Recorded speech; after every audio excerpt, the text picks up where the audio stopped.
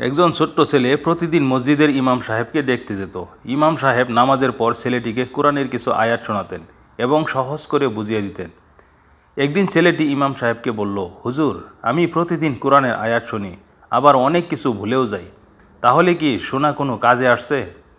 ইমাম সাহেব মুচকি হেসে একটি মাটির কলসি নিয়ে এলেন। কলসিটি পুরনো ছিল, ভিতরে অনেক ময়লা জমে গিয়েছিল। তিনি ছেলেটিকে বললেন, এই কলসিটিতে কূপ থেকে পানি ভরে আনো। ছেলেটি কূপ থেকে পানি ভরে আনলো, কিন্তু পানি আসতেই সব ফাঁকা দিয়ে বেরিয়ে গেল। বারবার একই ঘটনা ঘটল। ছেলেটি অবাক হয়ে বলল, হুজুর, পানি থাকছে না, তাহলে এর মানে কি?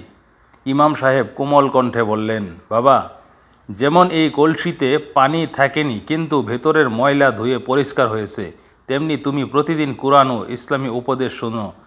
হয়তো সব মনে রাখতে পারছো না, কিন্তু তোমার অন্তর ধীরে ধীরে পরিষ্কার হচ্ছে, আর এটাই সবচেয়ে বড় উপকার।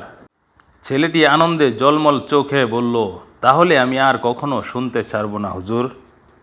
এই গল্পটি থেকে আমরা শিখি যে আমাদের জ্ঞান হয়তো সবসময় মনে থাকে না, কিন্তু নিয়মিত কোরআন, হাদিস ও ইসলামিক উপদেশ শুনতে থাকলে আমাদের অন্তর পরিষ্কার হয় আর জীবন সঠিক পথে এগিয়ে চলে।